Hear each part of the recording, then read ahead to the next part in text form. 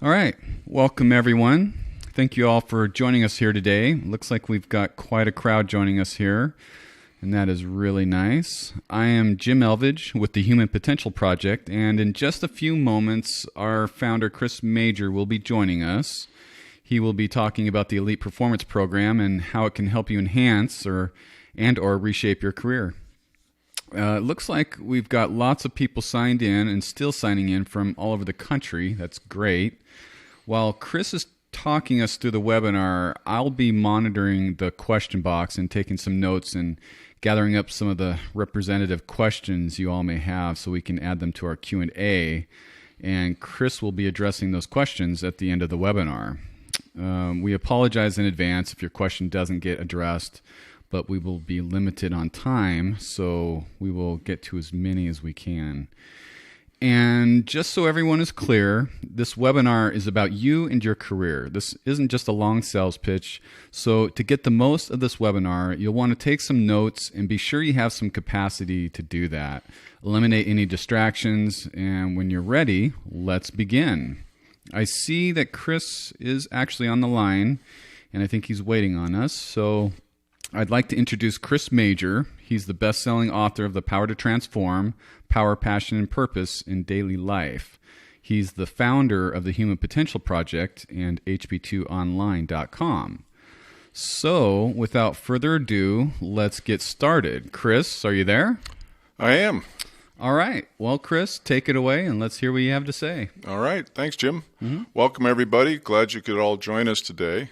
And as Jim said, at least at a quick glance, looks like we got people from, all over the country. That's great. Well, obviously the topic for today is you and your career. And what we're going to look at is a whole host of issues and conversations and concerns around the phenomenon of career. And then, of course, talk about how our new Elite Performance Program can help you as you're going through career change, as you're looking to enhance your career, and as you want to move yourself forward in your career. In particular, what we're going to do is look at why this whole topic of career is important in the first place. There's more to it than just, I want to make money. So we want to look and see, why is this an important conversation? And that's going to take us to really understanding what is a career. You'll be surprised to learn that many people don't actually understand the difference between a career and a job. We're going to look at some of the tectonic forces at play that are reshaping the work world and therefore, of course, the career world. We're going to show you how we as HP2 have earned the right to talk about careers. And then we're going to move into the phenomenon of what we call authentic learning. And the basic premise here is simple. If you want to change yourself and enhance your career, you have to learn. Learn and change in our world are synonyms. You can't learn if you don't change, and you won't change if you don't learn. Problem is, how do we do that? Then we're going to look at what's the promise of the Elite Performance Program. What is actually that we are saying it's going to do for you. We'll show you the structure of the program. And then we'll get into a little bit of Q&A. As Jim said, he's going to be looking at representative questions. I'm sure we'll have more questions than we do time. And then finally, we'll look and see about what it's going to take to get you started on the program. So with that, let's get going. So let's look. Why is this conversation important? What is this? What's the big deal about career?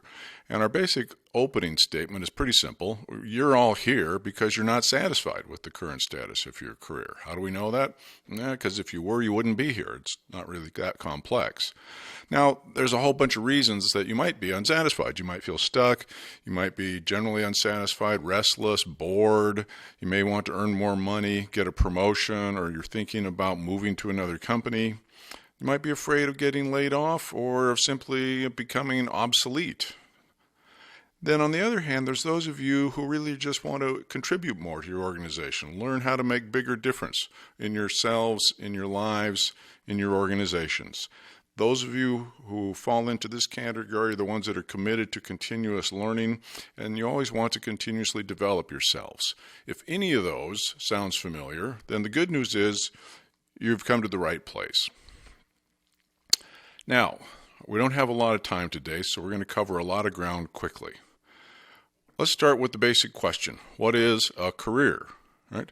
Now, on the face of it, it seems like a simple question, but when you think about it, what is it that we're really talking about? What do we mean when we say this term career? Here's what we're going to put out as kind of our basic claims about it. A job and a career are not the same thing. Point number one. Number two, that you have a series of jobs doesn't mean you have a career.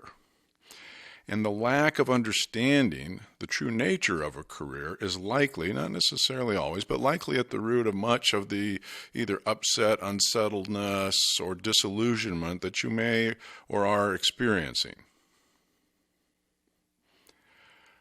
All right, so that's great, but what is it? So in our view, a career is a declaration of your intention to take care of some concern that exists in the world. So in the end, the career isn't so much about you, it's about what's the world need? What's the world need that you can take action to take care of? I'll show you there's a list here of potential careers or examples of careers. I don't need to read it because you're all perfectly capable of reading, but you can see these are all pretty simple, generic, and things that you're familiar with. What matters is that while you can have jobs in any of these areas, what makes it a career is that you dedicate your life, time, and energy in developing your competence and your capacity to move effectively inside this chosen arena. Inside this conversation of career, we watch people suffer for different reasons, but here's kind of some of the main ones. First of all, is there's some people who have no concept of a career. They may have jobs, but the notion of a career, of really dedicating myself to taking care of something in the world, doesn't even occur to them. This produces over time a certain sense of emptiness, all right, as there's this incapacity to make any correlation between what I'm doing and some sort of purpose in my life. On the other hand, other people have many careers. They bounce from career to career, but never really stay in any one place long enough to deeply develop their competence. Then we find, particularly in this country, those that spend most of their lives getting ready, right? They're going to take one more course or do one more degree or do one more this or one more that. So they're always getting ready, but never really get into action in the world. And then finally, there are the daydreamers who confuse dreams of success with having a career. So there's always the grand vision, the big story of what they're going to do, but they never take action to bring any of these things to life.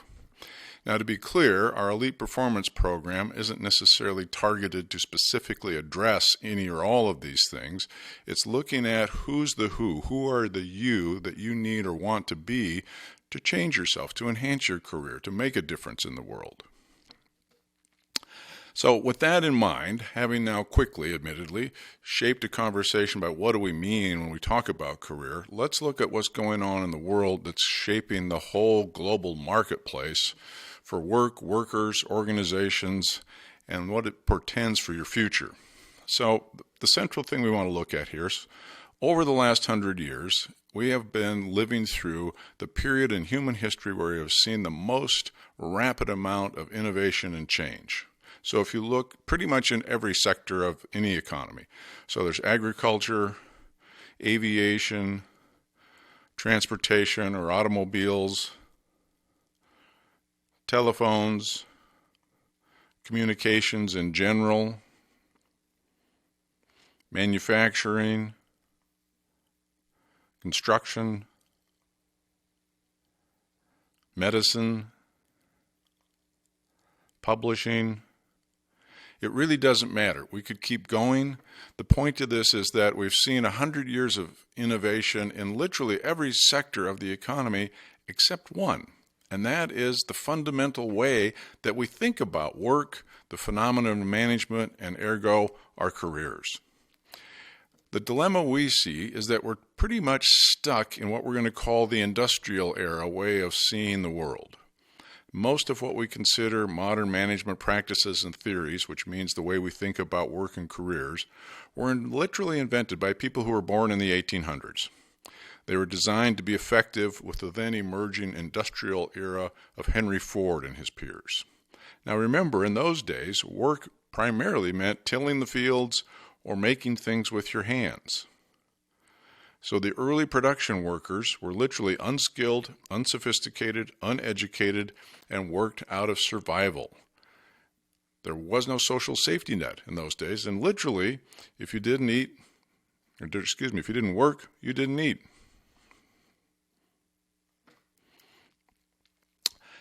Now, To understand this a little more deeply and understand where this is going, we've got to understand a little bit more about the industrial era. This was a world of relative stability and predictability. Time and distance were constant barriers to communication and commerce. National boundaries defined markets. Industries were vertically integrated. Henry Ford was really the master of this, the Rouge River plant, where they'd literally bring in train car loads of iron ore on one end and cars would come out the other. Right?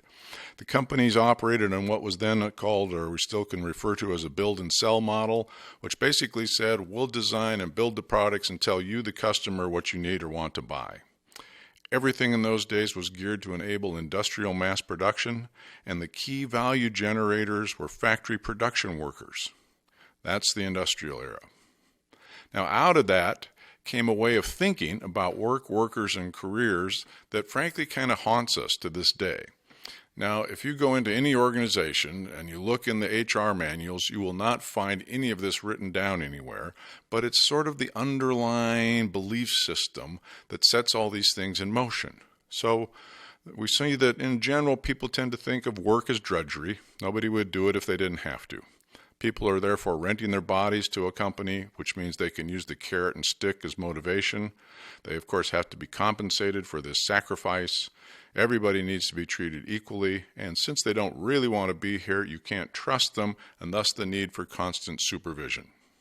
And if you see the little picture there, looking at what work was like in those days, you can kind of understand some of that. Now, flash forward 100 years. We're no longer living in the industrial era. We have entered a new historical era, and for the most part, everybody's missed it. Right? The era that we're now stepping into is what we call the coordination era.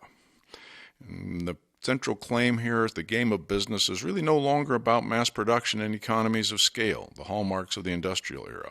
It's about your capacity for rapid coordination and mobilization of competence, information, and resources to attend to constantly changing customer concerns. It's a whole different world. Now, this different world requires an entirely new type of corporate culture, structure, and talent, none of which we're going to address today. We call this new type of organization the coordination company, and that's the part that's important because literally everybody listening here today, I'm going to say, is a coordination worker, right? The primary value generators today are coordination workers, not industrial production workers.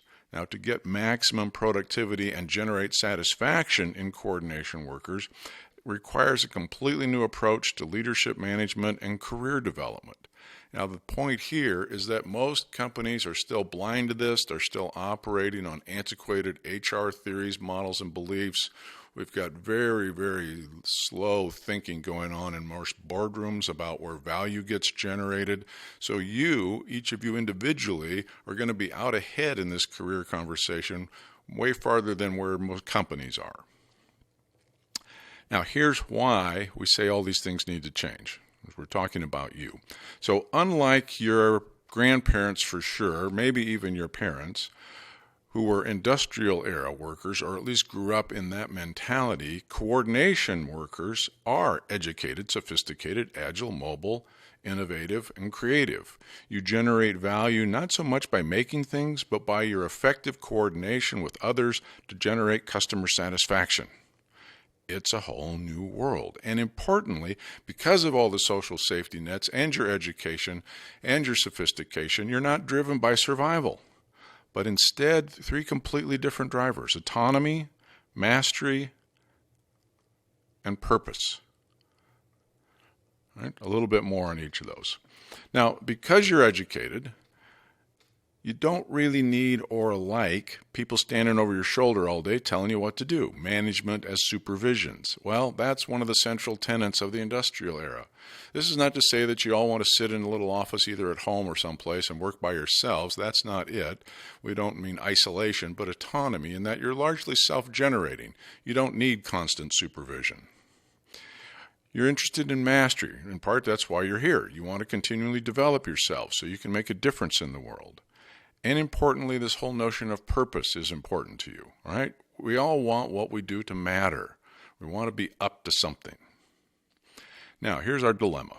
Industrial era thinking not only does not recognize these drivers, it typically demeans them as the dreaded touchy-feely stuff. Now, we're going to say that this is a potentially fatal blindness for many organizations, and it's the reason many people are deeply dissatisfied with their careers and go and actually leave big companies to work in either smaller companies or start little companies on their own. The summary is, looks like we got here just in time because no doubt many of you are in the grips of this very dilemma that we're pointing to. Now, in the industrial era, workers were as interchangeable as the parts on Henry Ford's cars because they de-skilled the work and made it easy to do, which is to say, you could spend all day putting bolts on the wheels of a Model T. If you didn't want to do that, that's fine. We got 100 people standing outside who will. That was one of the hallmarks of how they made the industrial era work. We de-skilled all the work. Well, that's not the way the world is today. Right? In the coordination era, technology is the driving force, and the planet is literally the market. Now, the dilemma with that is that as a result, what were once valuable skills like computer, program writing or coding, accounting, customer service have now become commoditized and are provided by low-cost countries who are constantly competing to see who can offer these services at the lowest possible price. So what used to be $150 an hour computer software writing jobs, you can go to get done in the Philippines for $5 an hour. That's not going to change. So what this means is that as you're thinking about enhancing career, you want to think more about who and how you want to be as opposed to what you want to do. I'll say it again, who and how you want to be as opposed to what you want to do. Because in the coordination era, being has more enduring value than doing. Right? We can't outsource being. When you think about it, put yourselves in the shoes of leaders and managers in organizations today. What are they looking for when they go to hire people? Well, everybody's going to have a great resume. Otherwise, we wouldn't, get into the screening process in the first place. So it's not just a great resume, but how do you present and carry yourself matters in the organization. Do you have some sense of presence about you? Can you communicate and coordinate effectively with others on the team? Do you know how to take effective action? Do you show some leadership potential? Can you learn quickly and embrace the process? And you aren't afraid of change. Things that are really important then all swirl around this notion of, can you stay calm when things get crazy? You all have jobs, you know it, things get crazy. Well, if you have the capacity to move in all of these ways, that's what we're referring to when we talk about a different way of being. And that's what this elite performance program is all about. You put that all together and then you've developed this capacity that's essential. We could call it either self-generation or self-management, but you know how to move and manage yourself. That's what makes you attractive to an employer. Now, we've looked at and helped shape careers of thousands of people over the years, and that's how we've built this elite performance program.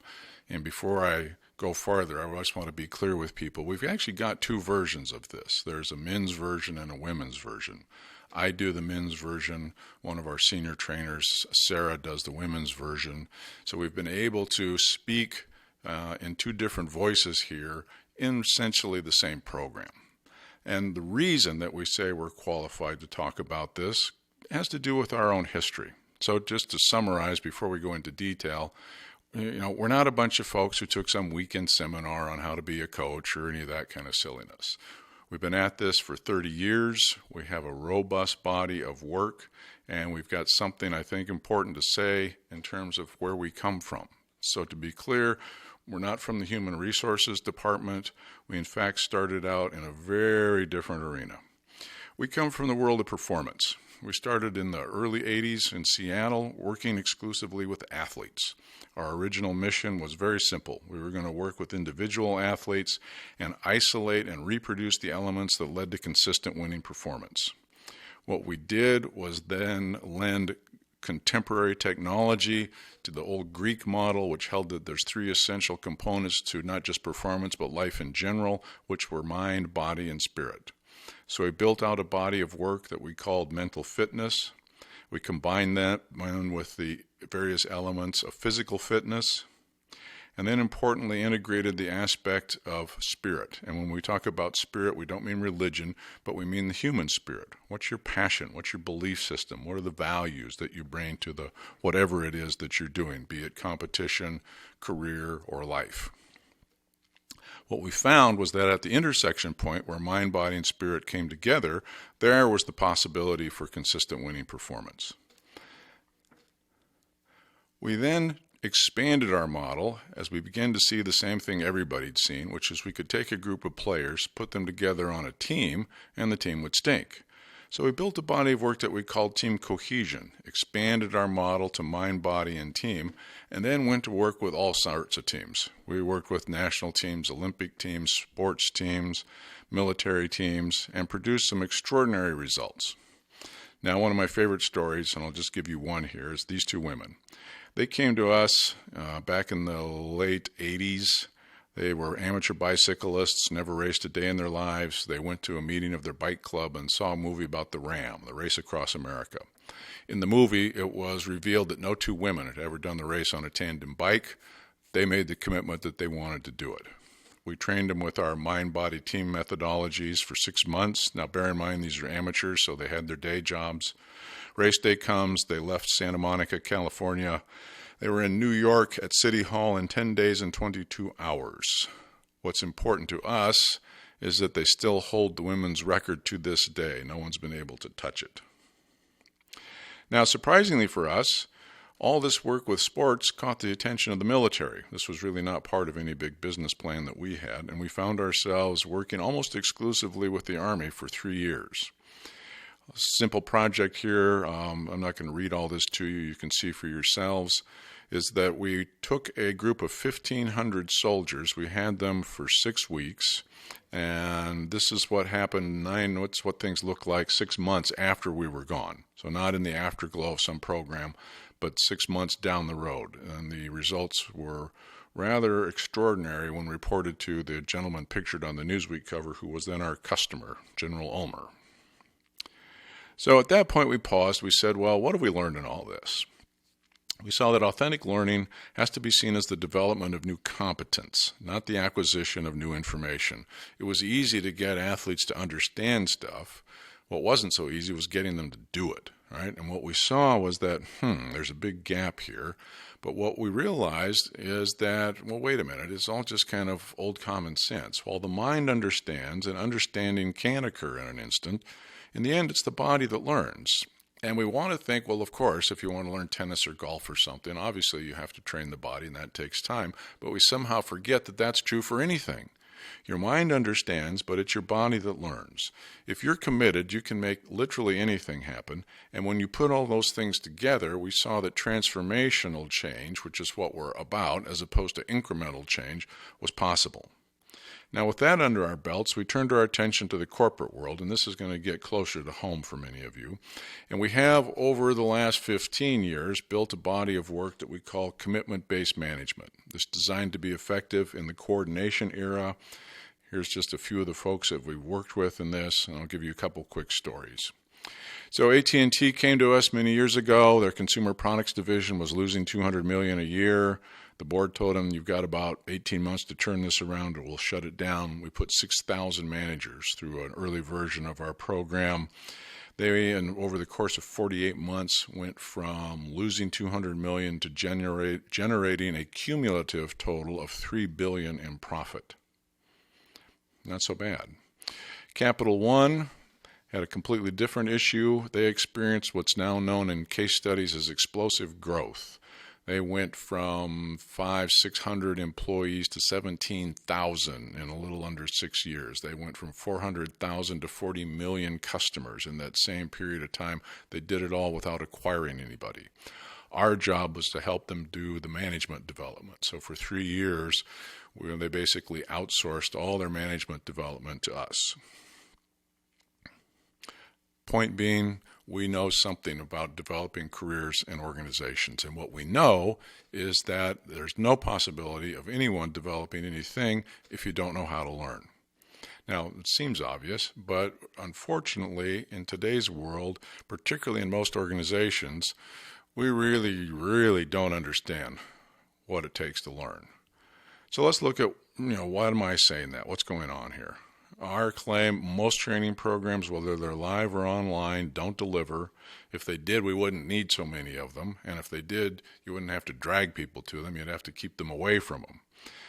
But that's not the case. So let's figure out why. Why? Fundamentally, because we've got 3 different definitions of learning, 2 of which don't support you very well at this point in life.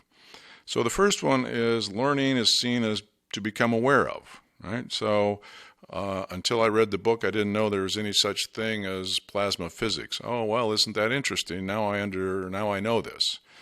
That doesn't enable me to do anything except perhaps be slightly annoying at conversations. Then there's learning as to understand. So now I can dive into the study of plasma physics, or let's take a different example. I read Tiger Woods' book on golf, and in the book he explained how he does chip shots, and thought, wow, that's amazing. I'd love to do chip shots like Tiger Woods. So I read his book. But when I go out on the course, reading his book does not enable me to chip any better. Then there's learning, the kind of learning we're interested in, which is learning as in the development of new competence, a new capacity for action. That's what we're after, is a new capacity for action. Now, the dilemma that we're facing is that most training programs settle for providing you awareness and understanding when what you're after is the development of new competence. Now, here's the part that most folks don't want to talk about. The only way to get new competence is via practice. The only way, right? No amount of understanding ever produced competence because, as we said earlier, while the mind understands, and understanding can occur in an instant, in the end, it's the body that learns, and the body only learns through practice, period. Let's take an example that we're all familiar with, driving, right? Now, we could say, maybe with a little bit of license, so to speak, that you all know how to drive. How'd this happen? Well, early in life, you became aware of the practice of driving. People were driving around in cars all the time. When you were little, one of your parents probably let you sit on their lap and hold the steering wheel. But now you're 16, 17 years old, it's time to learn to drive, and the first thing they do is they give you a driver's manual so you can become aware of and understand the rules of the road, right? But no matter how much you read the manual, they're still not going to just give you a driver's license because you read the manual and took a test. No. The state, whatever state you're in, didn't say to you, okay, read the manual, then go visualize yourself driving and we'll give you these safe driving affirmations. I don't think so. They didn't say, read the manual and go to this Formula One movie and you'll get, all inspired about driving. They didn't say, go read the book and then attend this motivational seminar by NASCAR driver Jeff Gordon and he'll get you all fired up about driving. Probably not. And they certainly didn't say, oh, here's the 1-minute driver, or chicken soup for the driver's soul, or who moved my driver's license. Then if you read all that or do all that, we'll give you a driver's license. No, they did not. Instead, you had to go and work with an instructor and demonstrate competence in addition to understanding, and the only way you got competent was, say it, you practiced. You had to practice. Right? It's no different with anything else. Now today, you can get in the car, fire it up, head to work, and sometimes you got no idea how you even got there, right? Because your mind was elsewhere. If you go to any major city in the morning, you can drive down the freeways, and clearly people are talking on the phone. Unfortunately, some of them are also texting. I've been in traffic jams where guys are actually trying to read the newspaper and drive at the same time. Women are putting on their makeup. You have embodied the competence to the point where you don't any longer have to pay deep attention to it. That's what happens with practice. Now, the same thing's true with anything else, including how do you build new competence to enhance your career. Just listening to pieces of our program or reading all about them isn't going to do it. The program is designed to make and fulfill specific promises, and to do that, you need to make some promises to us. So let's talk about that. So the whole purpose of this program is to enable you, not us, but you, to be more successful. And to do that, collectively, we need to make a pact. Now, a pact is simply a set of promises that we make to each other. Now, here's the promises that we make to you. If you do this program, either with me or Sarah, we'll teach you a new, more powerful way of being in the world. Now, I know that sounds a little vague, but let's dive into it a little bit more. So we'll teach you how to make more clear, powerful choices. We'll show you how to declare your purpose in life and get you clear about what that is. We'll teach you new, more effective ways to communicate. We'll teach you what we call a centering practice that enables you to stay present in the moment, be calm in the midst of chaos, and mindful of the world around and, just as importantly, inside you. Right?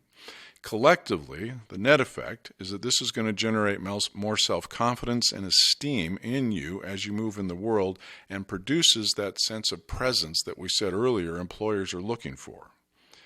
Collectively, that makes you more valuable, not just in your current job, but in any marketplace in the world. Now, I'm sure that all sounds interesting, but we need to be clear. None of that's going to happen if you don't fulfill and make and fulfill these promises to us. First is you have to be fully engaged. Right? We can't do it to you or for you, so that means you have to do the program. Don't just watch the videos and read about it. You actually have to do it. Do it means you do all the assignments. We're going to say more about that in a moment, but the short of this is the real work comes in doing the implementation assignments. Be open to new thinking and new perspectives. We're going to shake up some of the ways that you think about yourself, the world, and even reality. You have to set aside your historical cynicism. I know many of you have looked at or attempted things in the past and they haven't worked. Hopefully because of our little talk about learning, you now understand why. Right? But your cynicism isn't going to help. We'll be here, ask for help if you need it, and then expect something extraordinary to happen. And if you do all that, I promise you'll be successful. So, if you're willing to make and keep these promises, you will get the results. Big, important question, do we have a pact? Is it a deal? When you say, well, that makes a lot of sense, but exactly what is it that we're going to do? Funny you should ask. So here's a very simple map of what the program looks like. As you probably read before you decided to watch the webinar, the program contains 20 modules. They range in lengths. I think the shortest one's like 5 or 10 minutes. The longest one's 45. The whole purpose, though, is that each of them builds on the previous one, and we've taken the program and divided it into 4 sections. It should take you roughly 2 weeks to complete each section, and once you sign up and decide to go for the whole thing, you will get a new section every 2 weeks. We're not going to give it to you all at once because there's no prize for getting through it faster. In fact, that's actually going to get in your way if you try and rush through it. You want to take the time to do all the assignments as they're set out because it's in the assignments that you actually build the new practices. And hopefully by now you've got that that's what we're all about. So you can see for yourself terminology here that I'm sure is all familiar. You've heard all these terms before. What you haven't done, though, is really get into what do each of these things mean in a practical sense and what's our interpretation of them, and then more importantly, how do you bring them to life for yourself? Once you've moved through all these 4 sections and you've completed all the work, I promise you will be a different human being and you will be much more valuable in the marketplace. So there's our summary. Jim, what do we got happening over here in the Q&A box? Thanks, Chris. That was wonderful. And we've had a lot of people chiming in here with their questions. So I've been taking notes. I wrote down some of these questions. We have a really good question here to begin with. We've got Casey from Brooklyn wants to know what's the difference between practices and habits, and what do you really mean when you talk about practices, Chris? Good question, Casey. There has, of course, over the last many years been all this talk about developing habits and habits of highly effective people and all this sort of stuff. We take a little different spin on all this. See, in the world we come from, which is performance in the military, frankly, habits are for junkies. And in those performance worlds, they get you killed because it makes you predictable. You either lose or nothing good happens in a combat situation when you've got habits. Practices are more conscious, right? So what we're wanting to do is develop your capacity to be aware of what you're doing and why you're doing it. Now, without going into a whole lot of detail here, there's a little 4-box grid you can think of in terms of what kind of habits. There's conscious and unconscious and generative and what we call degenerative. And what we're wanting to do is build more conscious generative practices. Now I got myself doing it. Conscious generative practices in you so that you can move through the world in a completely different way. And as you do that over time, eventually some of them become unconscious, but that doesn't mean that you're not mindful about them. I hope that helps, but the point of this is the whole program, and the reason that it takes time is we're building these new practices in you, new ways for you to move in the world. All right, perfect. That looks like he answered his question. Casey says thank you. Juan from Seattle wants to know how this program is different from everything else that's out there. Well, Juan, hopefully you got most of that in listening to the webinar. The central points are this. We're about building new practices, not about giving you understanding. We don't traffic in simplistic tips and techniques or motivational pablum. We're all about how do we shape you into a new, better, enhanced version of you. So this program is not, oh boy, 40 minutes and your life is different. No, this is 2 months and your life is different. The reason for that is simple. It's taken you years to become the one that you are. Right? And the notion that you're going to somehow transform that or make some big difference in that in 40 minutes or even listening to 2 days of seminar, frankly, should be insulting. And I can tell you, based on my experience, it certainly isn't going to happen. You might get aware of things that you want to change or aware of new ways that you want to be, but awareness is not the same thing as competence, right? So we're going to keep beating this drum. You've got to build the new practices, and that's what separates this program from everything else that's out there. It's all about building practices. All right. Thanks, Chris. We've got Susan from San Diego. She wants to know why we're not giving away some of the program like other people do. Susan, the bargain hunter. That's right. It's the internet. Everybody wants something for free. Well, yeah, we don't do that. And the reason is pretty simple. We know that what we do works. When we make this program or the same body of work available to our corporate clients on a live basis, they're paying roughly $5,000 per person for this program. We've taken it, put it into an online version, made it available to you for a fraction of that cost. But no, it's not free, right? We've spent 25 years developing it. That has a lot of value. If you know the basics of economics, there's the wonderful adage, you get what you pay for. So I'm sure there's lots of things you can get out there for free, but they will definitely fall into the tips, techniques, category. That's not what we do. Now, what we have done is set it up so that you can do the first section of this program, which is the first 4 modules, for $20. Right? That's, what is that, a $250 value? And our basic assumption about it is simple. If you're not willing to invest $20 in yourself, you spend more than that in Starbucks in a few days, then you're not really serious about developing your career. And then, frankly, this isn't the place for you. There's all sorts of stuff out there. Let's just use that word, that's free or $9.95 or $19.95. If you're serious about building your career, you're going to want to make a serious investment of your time, energy, resources, and money. All right. Thanks, Chris. Let's see. We've got Elizabeth from Denver, and she is asking, why does the program cost so much? Well, I think we kind of answered that with the last question. The thing you want to look at here when it comes to economics, it's all relative. So it costs so much in relationship to what? In relationship to doing nothing? Well, yeah, $997 is expensive in relationship to nothing.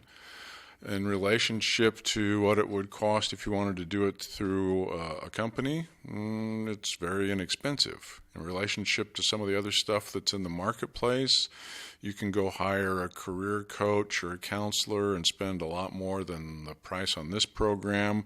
You can go online and get stuff for $19.95 that you, frankly, I don't think are probably going to get too much value out of. So we've priced this at what we think is reasonable. And if you look at your career, let's say, because I don't know, was it Elizabeth, did you say? Yeah, Elizabeth. Elizabeth. I don't know how old Elizabeth is. But if Elizabeth, let's just make this up. Let's just say you're 30 years old. You take this program. And as a result, you get a promotion a year, 6 months, maybe as much as 2 years sooner than you might have otherwise. Well, if you do a trajectory and what that does to your lifetime earnings, the math is pretty astounding. And then this conversation of did this cost a lot goes away real quickly. Now, I'm not going to sit here and promise you that you're going to get a promotion. That would be preposterous. But I will promise that you will be more valuable, and the value that you get will be way beyond what you pay for it. All right. Thanks, Chris. And she thanks you too for that answer. Thank you, Elizabeth. Finally, we have Rashid from, I'm not sure how to pronounce this, Tupolo? Jim, you got to get out of the house more often. I believe that's Tupelo. Tupelo. Which, as far as I know, is in Mississippi. Okay. And he wants to know, what is the difference between the men and the women's programs? Good question. The short answer is, well, nothing much. As I said earlier, I do the men's program. Sarah does the women's program. What we found simply is that some people are more comfortable listening to a man or a woman, but the reality is the content is essentially identical. I spend a lot of time saying he. She spends a lot of time saying she, but other than that, there, for the most part, isn't any real difference. Now, truth be told, Sarah's much better looking than I am, so if you're one of the visual learners, you may want to do the program with her, but you're going to get essentially or exactly the same thing from either version. All right. Well, that's pretty much going to be the end of our time here. We've actually run a little over our time. So thank you, Chris, so much for taking the time to explain to us about the Elite Performance Program. You're welcome. Hope that was helpful for people. All right, everyone. As you see on your screen now, we have a great offer. $20 will get you started with instant access to the first section of the Elite Performance Program, either the men's or the women's version. If you click on one of the program links below, you can register for the program and get instant access right away. So, again, thank you all so much, and we look forward to the next one.